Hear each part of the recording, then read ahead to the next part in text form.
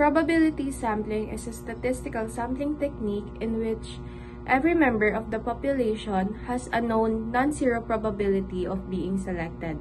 This means that each member of the population has an equal chance of being selected. This method uses randomization to ensure that the sample is the representative of the entire population, reducing bias and generalization of results. Hi everyone! Today I'm going to explain snowball sampling. Snowball sampling is a non-probability technique used in research when it's hard to find people to study. It starts with a small group of people called seeds. These seeds then refer other people they know who fit in the criteria of study. As more people get involved, the group gets bigger, just like a snowball rolling downhill. This technique is really helpful when you're studying groups that are hard to reach, like hidden communities. But it can lead to bias as participants are more likely to refer others who share similar characteristics, meaning the sample might not be fully random. Non-probability sampling is a method used in research where not every individual in the population has an equal chance of being selected. Instead of using random selection, participants are chosen based on the researcher's judgment or convenience. This means that the sample may not accurately represent the entire population, leading to potential biases in the results. Non-probability sampling is often used when it's difficult or impractical to select a random sample, but it can limit the ability to generalize the finding to a larger group. As a result, researchers need to be cautious when interpreting the results from this type of sampling. Convenience sampling. Pinipili ang respondents na pinakamadaling ma-access o makausap. Madalas gamitin sa mabilisang data gathering kapag limited ang oras o resources. Hindi ito laging reliable kasi may bias. Baka kasi hindi ito tunay na nagre-represent sa buong population. Example, gusto mong malaman ang epekto ng social media sa study habits. Imbis na nag-random sampling, sinurvey mo na lang ang mga kaibigan mo online sa Facebook. Voluntary sampling, also known as self-selection sampling, is a non-probability sampling method in which participants are not selected by the researcher. Instead, individuals volunteer to be part of the sample, usually in response. Example, where individuals volunteer to be part of the sample or open invitation. This sample may not be represent the entire population. Quota sampling is a non-probability sampling technique. Also, it is similar to stratified sampling. The population is divided into strata and sets a specific proportion in the sample. However, unlike stratified sampling, the selection with each group is not random. For example, if you're conducting a survey for your research paper, you may need 35 respondents. You decide to survey 15 females from the senior high school department, 10 males from the senior high school department, 5 females from the elementary department, and 5 males from the junior high school department. In this method, you divide the population based on specific categories and do not select participants randomly, meaning not everyone has an equal chance of being chosen. Simple random sampling is a method of selecting a sample from a population na kung saan ang lahat ng member ay may chance na mapili. For example, yung lottery and spin the wheel. Lahat ng pangalan doon ay ilalagay at kung sino yung mapili or mapunot, siya yung magiging respondent or participants natin. Today, let's talk about cluster sampling, a method used in research to make data collection easier.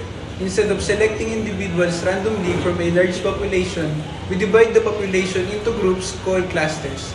Then we randomly select some clusters and survey everyone within those clusters.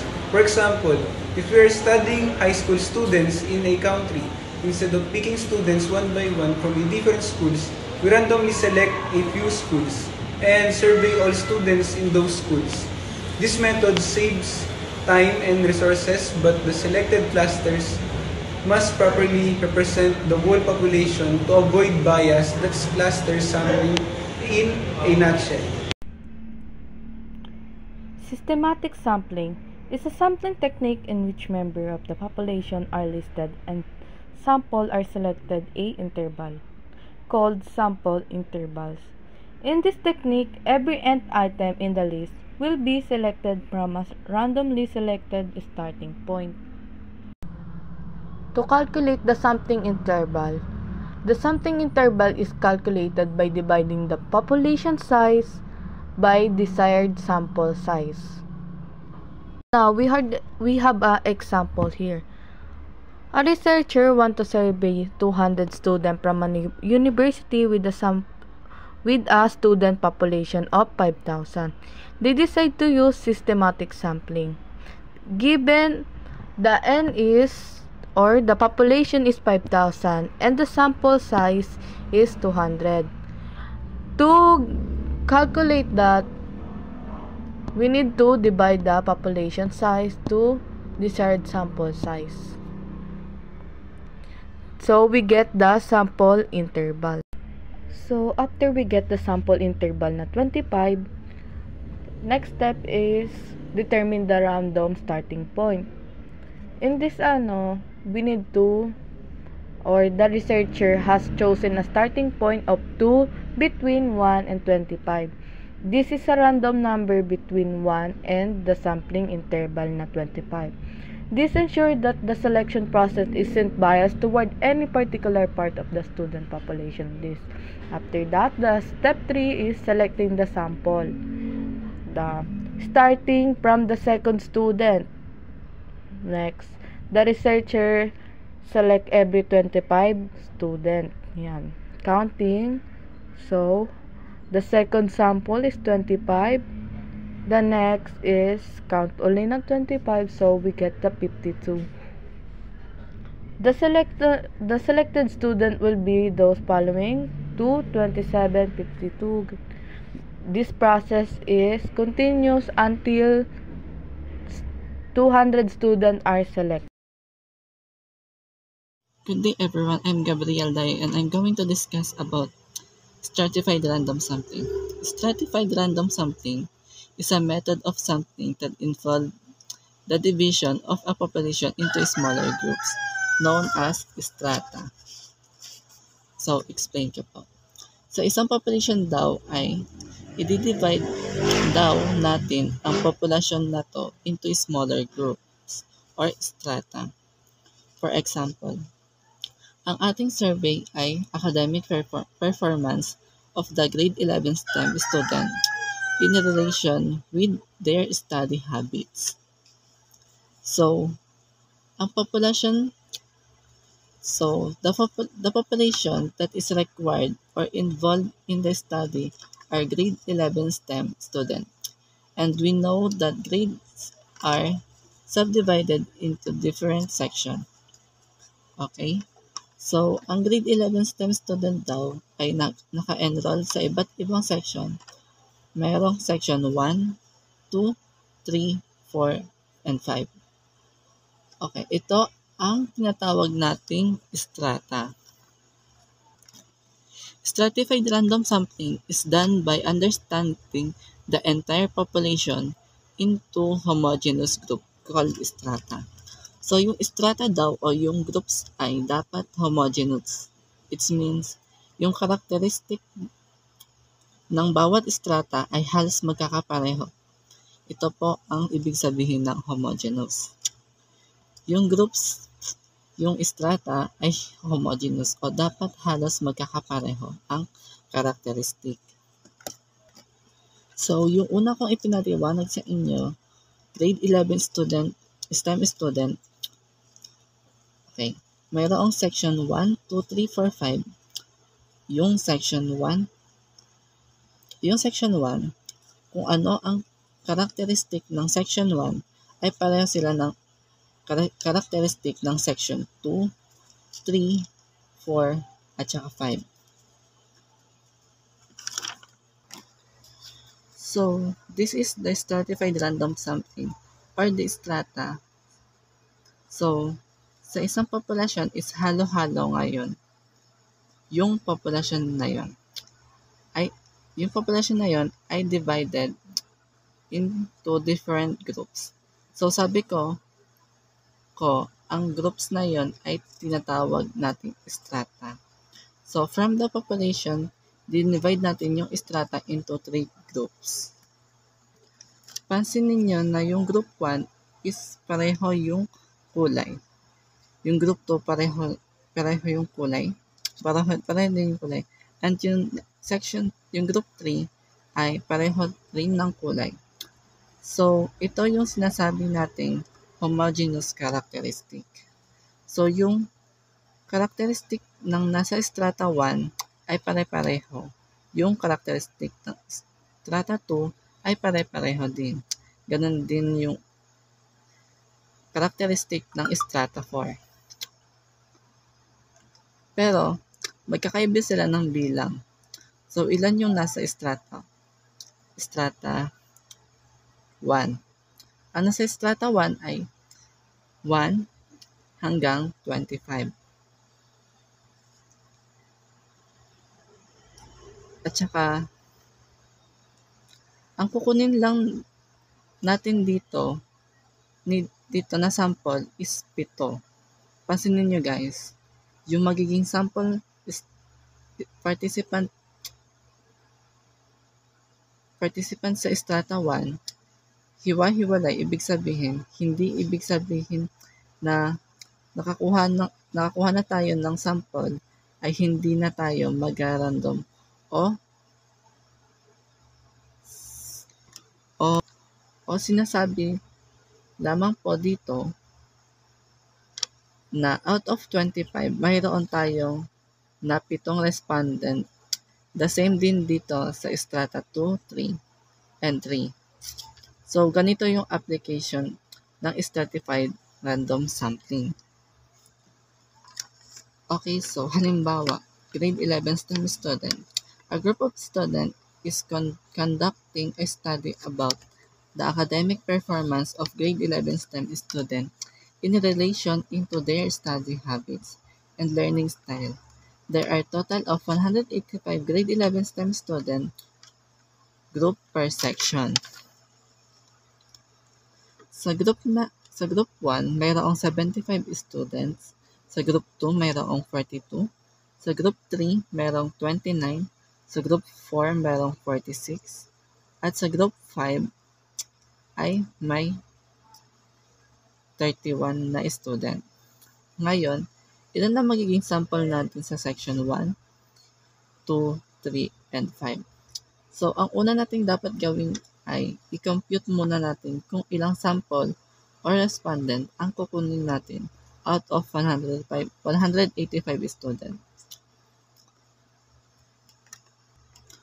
Okay, so sa 185 number of students na naka-enroll sa grade 11 STEM, ilan sa kanila ang magiging sample natin? So, punta tayo sa Slovin's formula. Paano natin makakompute yung bilang ng respondent kapag ang population natin ay nasa 185? So guys, ito yung formula natin. Sa group 1, out of 185, ang kailangan natin respondent ay 172. Ngayon, ang question dito is, paano natin i-allocate yung 172 per different section.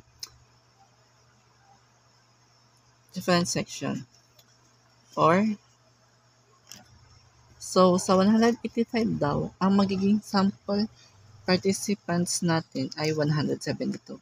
So, dapat yung 172 ay makuha natin sa section 1 to 5. Kaya lang, ilan sa section 1, ilan sa section 2, 3, 4, and 5. Yun yung ibig sabihin ng pagko-compute muna ng sample size. So, meron na tayong sample size 172. Ang susunod na tanong dyan ay paano natin makukuha kung ilan sa section 1 to 5 yung step. Una ay, i-compute muna natin yung sampling from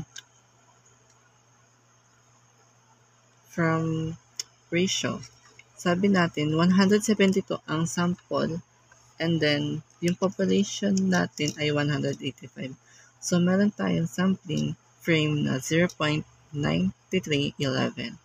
So, ang gagawin natin, itong 0.9311 na to ay i-multiply natin sa section 1, section 2, 3, 4, 5. So, ganito yan. 0.93 times multiply by 37. 0.93 times 42, 0.93 times 29, 0.93 times 46, and 0.93 times 31. So, ito yung propose ng sampling frame at kapag na-compute natin yung sampling frame, ito yung lalabas na responded natin. From 37 sa section 1 ay 34 yung kukunin natin.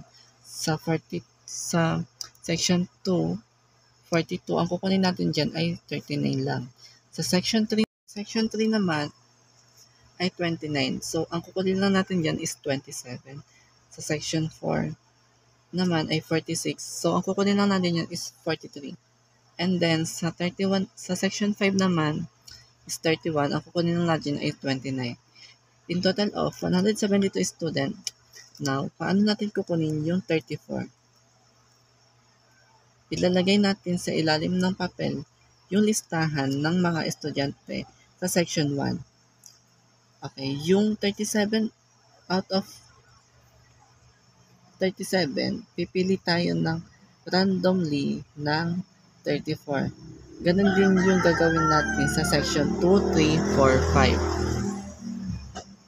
Ilalagay natin yung section 2 sa bowl, yung pangalan nila sa fish bowl. And kukuha lang tayo ng 39 hanggang sa makompleto natin yung 172 number of sample participant. So, this is the stratified random sampling technique.